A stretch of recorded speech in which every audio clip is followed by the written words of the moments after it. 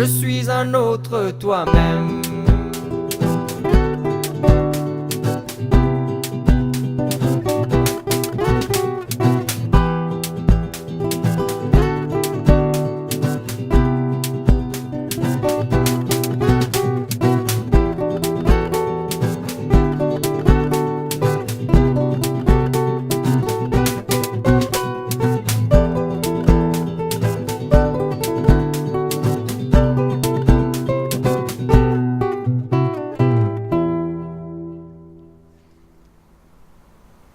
Bonjour à tous, je suis en ce moment dans un voyage bien particulier que j'ai envie de partager avec vous.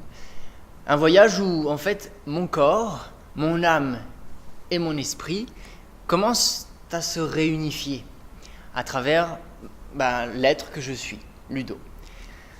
Alors bien sûr, faut définir un petit peu encore une fois. L'âme, pour moi, c'est la conscience de ce pourquoi mon être est venu se réaliser. Et le corps, c'est le véhicule qui va me permettre d'aller vers ma réalisation. Et l'esprit, donc, c'est l'espace et le temps qui fait en sorte de créer du possible pour cette réalisation. Alors, ici même, dans ce magnifique théâtre de Cahors, où nous sommes vraiment très très très bien reçus. Aujourd'hui, on a commencé une résidence depuis hier et on apprend énormément avec les régisseurs. On est vraiment très très heureux. Et donc on est là encore pour la résidence, encore jusqu'à vendredi. Et vendredi, on va faire une représentation publique. Et donc pour notre pièce In Lak'ech. Et du coup, ici, au théâtre de Cahors, dans ce théâtre, j'ai envie d'utiliser un peu la métaphore du conte de Perrault, donc que tout le monde connaît, le Petit Poucet. Parce que dans le Petit Poucet, il est question, comme dans la société, de gagner sa vie, dit-on. Hein, cette expression absurde qu'on utilise dans la société, gagner sa vie. La vie, moi je l'ai déjà. Non, mais il faut aller gagner sa vie. Alors il est question de gagner sa vie avec les parents bûcherons, qui eux n'ont pas assez d'argent. Il est question de manger, d'être mangé avec les loups dans la forêt, l'ogre, l'abstention aussi du Petit Poucet à ne pas manger son pain pour le semer et retrouver son chemin.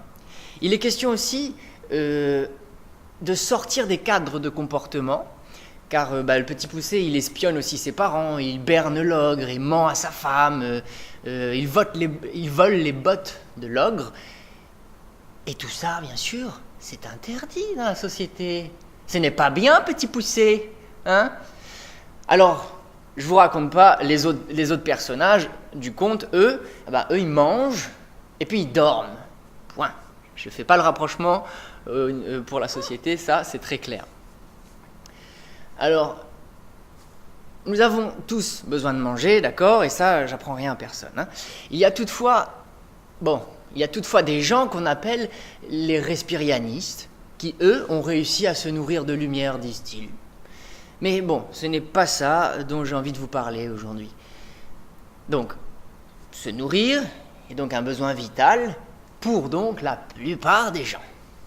Nous sommes d'ailleurs organisés autour d'un tube, hein, un tube qu'on appelle d'abord bouche, ensuite gorge, ensuite œsophage, ensuite l'intestin grêle, le côlon, rectum, et puis l'anus. Donc on est vraiment fait pour ça, tout s'organise autour de ce tube ou canal qui nous permet d'accueillir à l'intérieur ce qui vient de l'extérieur pour le transformer en énergie, pour bouger et penser.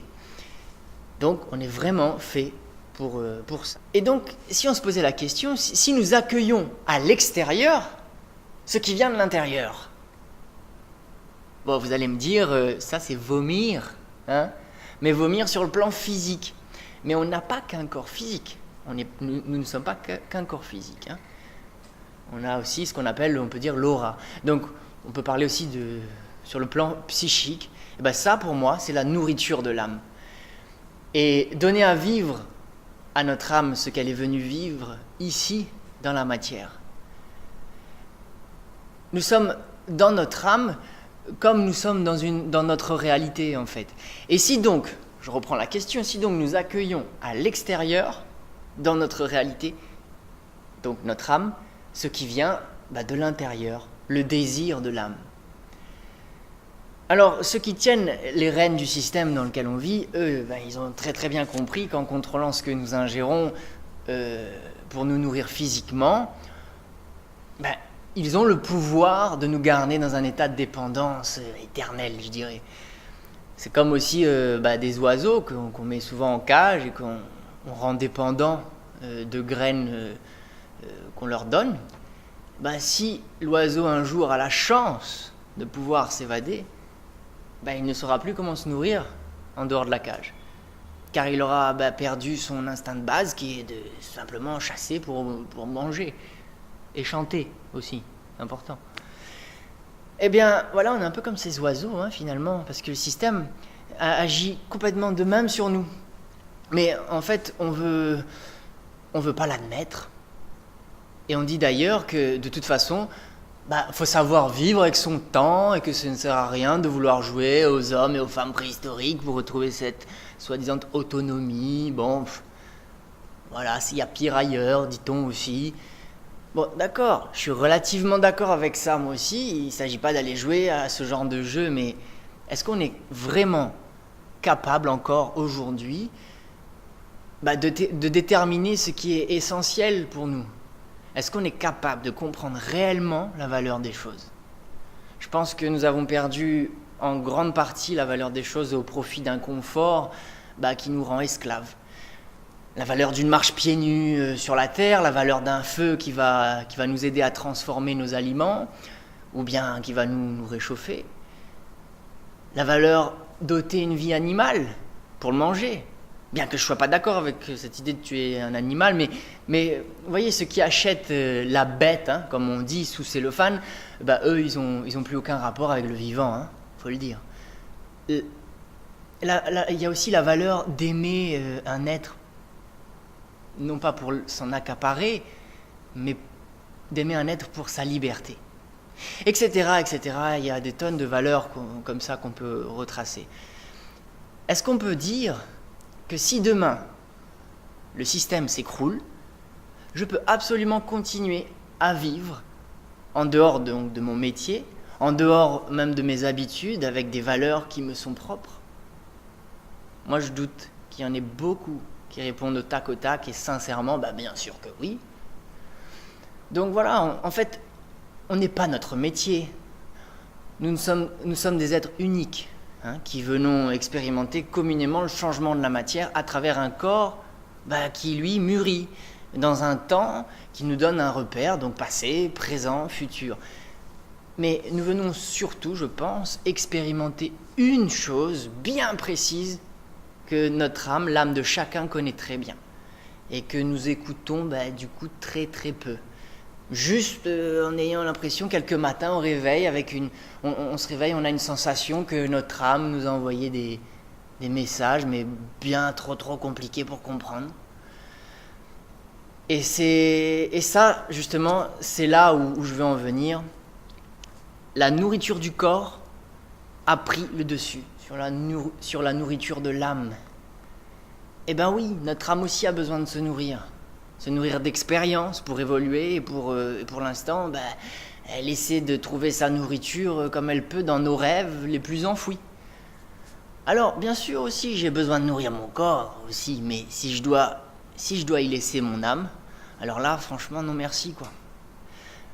Parce que, dit-on, il faut, encore une fois, gagner ta vie avec un bon et un vrai métier pour pouvoir bouffer, et en attendant, c'est ton âme qui se fait bouffer, car tu l'oublies. Voilà pourquoi nous sommes des millions de morts vivants, et on ne le sait pas, des morts vivants contrôlés par des vampires qui veulent faire perdurer ce système qui tue en douce sans que personne s'en aperçoive. Ça, faut pas le dire aussi non plus. Bon, après, si on veut chercher la solution, je pense pas que la solution soit dans la révolte. Ça sert à rien de se révolter ou de lutter contre ce système. Il est là aussi pour nous apprendre certaines choses. Il est là pour nous apprendre par défaut, comme je dis. La solution, je pense que c'est chacun de nous qui la détenons, c'est vous, et vous seul, personnellement et intimement qui la détenez. Car si vous commencez à écouter votre âme, elle dira à votre véhicule corps d'aller jouer et expérimenter le jeu de la vie. Le jeu de la vie plutôt que vous restreindre dans le jeu de la société. Alors ça ne veut pas dire de sortir du jeu de la société ni de fuir la société. Simplement, il faut en prendre conscience que c'est possible de jouer avec d'autres cartes. Il y a d'autres solutions quand on ose regarder ailleurs que là où ça ne va pas. Et je pense aussi que toutes les réalités, tous nos rêves existent déjà. Le seul vertige que l'on ressent, c'est d'oser aller vers ce qui n'existe pas encore. Encore a priori, ce qui n'a pas encore été nommé. Parce qu'on a pris l'habitude de nommer les choses avant de les saisir, de les comprendre. Mais le problème, c'est que ces choses, une fois déterminées, une fois nommées, elles deviennent inaccessibles. Et ça, on peut placer des mots comme Dieu, etc. On a l'exemple concret, quoi. Il devient inaccessible. On le fout en l'air et puis basta, quoi. Donc moi, je préfère pas nommer. Ça, c'était aussi une des pensées en voyage à Florès. Et il y a aussi une citation qui illustre bien ça, c'est « Il ne savait pas que c'était impossible et c'est pour ça qu'il l'a fait. » Voilà. Et finalement, le spectacle In Lak'ech exprime un peu tout ça. C'est donc une cosmogonie métaphysique, inspirée de nos conversations d'âme à âme avec Amélie. Une cosmogonie, c'est aussi réinventer son propre monde. C'est oser regarder dans cet ailleurs où l'on croit vivre le néant, mais une fois qu'on y a mis le pied, c'est stable et ça en devient magique. In Lak'ech, ça signifie donc je suis un autre toi-même en maya. Et donc In Lak'ech propose de faire le pas, d'aller vers qui on est vraiment. Comme si on projetait une partie de nous, donc nos rêves, en éclaireur. On envoyait en éclaireur nos rêves vers ce mystère, donc ce mystère si déstabilisant, et que l'on ose ensuite y aller pour de bon, rejoindre ce pourquoi nous sommes venus vraiment. Voilà. Donc très facile, avec des mots, quoique très complexes à formuler. Mais toutefois, la solution est aussi dans l'agir. Ce n'est pas que mental. Il faut agir, se bouger personnellement et intimement, comme je dis, pour que l'âme, le corps, l'esprit s'unifient. Et on a été aussi habitué à entendre des histoires comme celle justement du Petit Poucet, et les histoires avec une morale à la fin, qui utilisent aussi des métaphores plus ou moins cachées. Il existe aussi des histoires difficiles à croire, des histoires peut-être même impossibles à raconter à nos esprits, encore une fois, enlisés dans leurs pensées. Pourtant, donc dans la pièce In Lak'ech, deux jeunes enfants s'y intéressent et osent aller à la découverte de cette histoire, hors du temps, hors du commun, et pourtant au cœur même des rêves les plus enfouis. Les rêves les plus fous ne sont-ils pas faits pour devenir réels ? In Lak'ech nous propose un voyage dans le monde de l'indicible où les mots deviennent prétexte à sentir et à ressentir ce qui nous rend vivants au plus profond. Écouter nos rêves plus que notre raison qui trop souvent nous ment, comme je dis dans la pièce. En ce moment, dans cette société, c'est important d'écouter nos rêves plus que cette raison qui trop souvent nous ment. Et le jeu de la société cherche à nous dévier de ce pourquoi nous sommes venus ici. Et il crée des déviations pour nous sortir de notre rail intentionnel de notre âme. Et le jeu de la société, donc il nous dévie de ça. Alors écouter nos rêves nous donne aussi la possibilité de communiquer différemment avec l'autre et enfin se reconnaître. Et c'est à ce moment-là que je peux dire « je suis un autre toi-même ». Dans cette pièce aussi, donc c'est une pièce originale, il y a de la parole, du mouvement, de la musique, de la projection vidéo, du chant. Tout ça pour tenter d'accompagner les rêves à devenir réels. Alors ben voilà, je sème avec ces vidéos de pensée en voyage, de sortes de petits cailloux, comme le petit poussé, mais non pas pour retourner dans la misère et le sadisme de la maison du jeu de la société, mais pour aller chez moi, avec une âme remplie de son expérience et surtout une âme en vie. Et je souhaite aussi rendre grâce à cette pièce In Lak'ech qui est l'esprit, et comme je disais aussi dans une autre vidéo, c'est cette troisième entité avec qui on arrive à communiquer. Et donc dans cette pièce, mon âme et celle d'Amélie peuvent et veulent évoluer. Elles peuvent et veulent évoluer dans cette pièce. Et je vous garantis que nos corps et nos cœurs, eux, en jouissent. Donc vraiment, je rends grâce à cette pièce, quoi. Voilà. Et ici, faire cette pensée en voyage ici, pour moi, est très important dans un théâtre. Et puis si je peux me permettre de vous donner un conseil aussi, concentrez-vous sur votre objectif de vie sans pour autant y donner trop d'importance, car les forces du premier jeu vont toujours reconnaître cette importance et vont tenter de vous déstabiliser et de vous dévier par des moyens sadiques et pervers pour revenir dans la norme, dans le droit chemin, comme on dit, pour gagner ta vie. Donc voilà. Alors, que faire observer ses forces et dites-leur simplement bye bye en les regardant passer, quoi. Voilà, et moi je ne vous dis pas bye bye, mais à bientôt pour une nouvelle pensée en voyage.